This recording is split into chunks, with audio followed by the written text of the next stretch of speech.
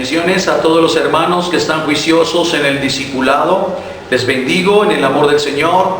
Gracias a aquellos por los que están juiciosos, pendientes, haciendo llamadas, preguntándome, sí, por las lecciones. Qué bendición. Hay muchos que están juiciosos en esa parte y sé que los que de pronto no se han comunicado, sé que van bien con las lecciones.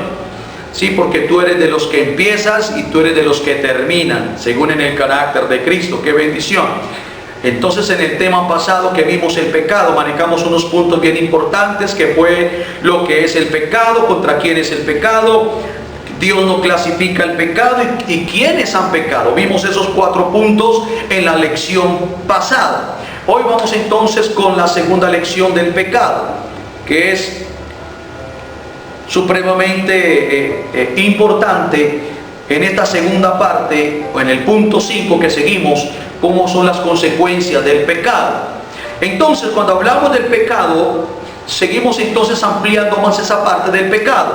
El pecado es el alejamiento del hombre de la voluntad de Dios. Eso es lo que es el pecado. En el origen conceptual del griego, el pecado lo definen los griegos de la manera que de esa palabra amartía, que quiere decir fallo de la meta, no dar en el blanco. Solo define entonces, sí, esa palabra amartía del griego, fallo de la meta, no dar en el blanco, ¿cierto? Lo definen los griegos. Y en el hebreo la palabra común para pecado es hatta, ¿sí? Que lo define de la siguiente manera, que es errar, en el sentido de no alcanzar una meta, camino objetivo, no dar en el blanco, exacto. Lo define también esa palabra hebrea hatta y también la palabra amartía. Entonces, punto 5, consecuencias del pecado. Con consecuencias del pecado dice, es la separación de Dios. Según Isaías 59, 2, dice lo siguiente. Isaías 59, 2 dice lo siguiente: son sus pecados los que los han separado de Dios. A causa de esos pecados, Él se alejó y ya no nos escuchará. Entonces, las consecuencias del pecado, entendamos algo. Punto A, que es la separación de Dios. Todo lo que tenga que ver con pecado, con el padre de mentira, hace una separación de Dios. Tremendo esto. Punto B, ¿qué es la consecuencia del pecado? Es esclavitud permanente del pecado. Juan 8:34 lo dice. Juan 8:34 dice lo siguiente: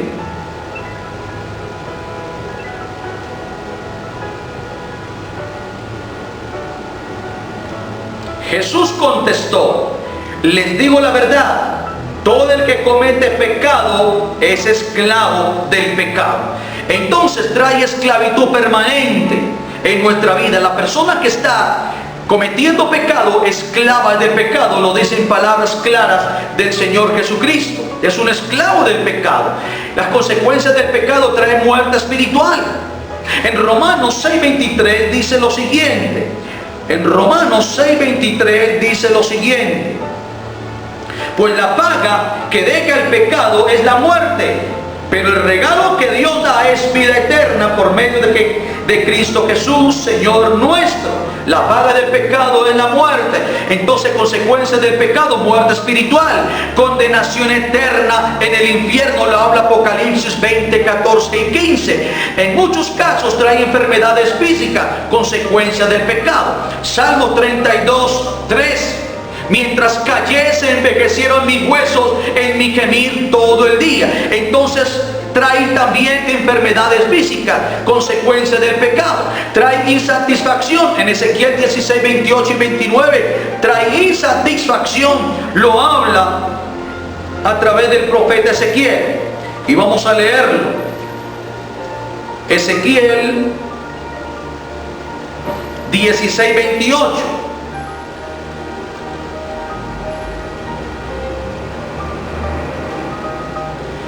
Dice lo siguiente: también te prostituiste con los asirios. Parece que nunca te cansas de buscar nuevos amantes. Después de prostituirte con los asirios, tampoco quedaste satisfecha. Por si fueran pocos tus amantes, también te abrazaste a Babilonia, el territorio de los mercaderes, pero ni aún así quedaste satisfecha.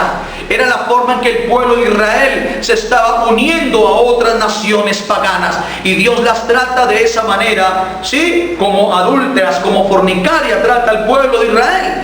Pero ahí estamos viendo que es insatisfacción. Cuando hay pecado, ¿sí?, en nuestra vida, esas consecuencias del pecado traen también insatisfacción. Nada te agrada. Quieres más y quieres más y quieres más. Por eso vemos a un Adán que, habiéndolo recibido todo en el huerto del Edén, simplemente Dios le dijo: no me toques ese árbol. Y entonces, claro, fue atraído por la serpiente y tomó del árbol que no debía de tomar. Porque siempre tenemos esa inclinación de querer más y más. Insatisfacciones cuando hay pecado. Punto 6. El único que jamás pecó. Cristo fue el único que jamás pecó. Vino en su condición humana, anduvo entre nosotros, 100% humano, 100% Dios. Pero como venía a vencer el pecado, tenía que ser así, que caminar entre nosotros en su forma humana para vencer toda tentación y todo pecado, dejándonos a nosotros testimonio de que sí podemos lograr vivir en santidad, vivir en obediencia y vencer todo lo que tenga que ver con el pecado. Por eso Él nunca pecó, Él venció todo pecado. En Primera de Pedro 2:21, mire lo que dice. Primera de Pedro 2:21, mire lo que dice. Pues Dios los llamó a hacer lo bueno, aunque eso signifique que tengan que sufrir, tal como Cristo sufrió por ustedes. Él es su ejemplo y deben seguir sus pisadas. El verdadero cristianismo está cimentado en eso, en seguir las huellas del Maestro. Gloria al Señor.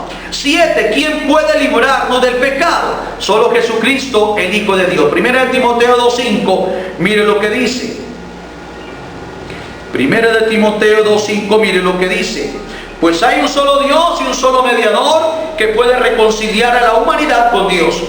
Y es el hombre Cristo. Y ese es el hombre Cristo Jesús. Gloria al Señor por Él. Hay un solo Dios, hay un solo mediador entre Dios y los hombres, Jesucristo hombre. Él es el único que jamás pecó. Él es el único que nos puede librar del pecado. Jesucristo, el Hijo de Dios. Cristo perdona el pecado de todos nosotros. Isaías 53:6 lo dice. Para que busquen esos textos, por favor, y los estudien. Cristo murió por nuestros pecados. Claro que sí, Él es el único que nos puede librar de nuestros pecados. Su sacrificio quita el pecado. En el Antiguo Testamento, recuerden que a través de la remisión de pecados era a través de un animal, trayéndolo al altar. Esa era la remisión de pecados. Pero ahora Cristo, el Cordero inmolado, el Cordero Pascual, vino entonces a morir por nosotros.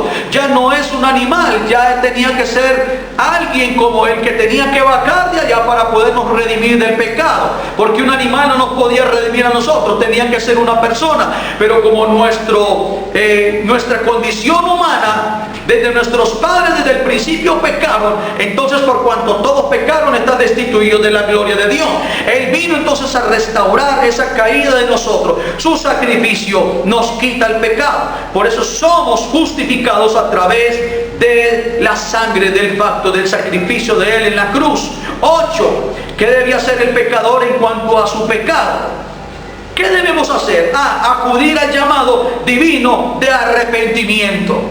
El evangelista Lucas en el capítulo 5 versículo 32 dice: no he venido a llamar a justos sino a pecadores al arrepentimiento. Entonces, cuando el Señor dice no he venido a llamar a justos sino a pecadores, a los enfermos, esa palabra quiere decir de arrepentimiento, para traerlos al arrepentimiento. A los pecadores, esa palabra arrepentimiento es la palabra metanoia, que quiere decir cambio de mentalidad, cambio de pensamiento, cambio de posición, cambio de actitud, cambio de dirección. Que si estaba caminando rumbo al pecado, doy una vuelta de 180 grados para darle la espalda al pecado, porque ya es cambio de mentalidad, de pensamiento, para seguir entonces acorde a la voluntad del Señor. Es un arrepentimiento genuino delante del Señor. Por eso, mis amados, ¿Qué debe hacer el pecador en cuanto a su pecado? Acudir al llamado divino del arrepentimiento. No vine a llamar a justos sino a pecadores al arrepentimiento, a un cambio de mentalidad, de posición, de dirección. Gloria al Señor. Volverse a Dios y dejar el pecado.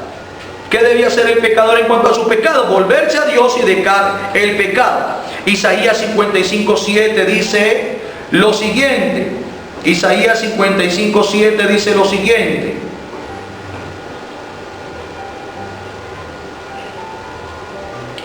Que los malvados cambien sus caminos y alejen de sí hasta el más mínimo pensamiento de hacer el mal. Que se vuelvan al Señor para que les tenga misericordia. Si vuélvanse a nuestro Dios, porque Él perdonará con generosidad. Que los malvados cambien su manera de pensar, que se vuelvan y dejen sus pecados y vuelvan su mirada a Él. Gloria al Señor. Hoy vimos entonces la parte 2 de lo que es el pecado. Vimos el tema 9 hoy. Así que les queda como tarea. Primero, ¿qué es el pecado? Eso fue muy claro hoy. Dimos 2 palabras claves referente a lo que es el pecado. En la lección pasada también lo hablamos. Segunda pregunta, ¿contra quién es el pecado? En la clase anterior también quedó muy clara esa pregunta, está irresuelta. Tercero, ¿quiénes han pecado? ¿Sí? Que quedó un texto para memorizar que habla referente a eso, ¿quiénes han pecado?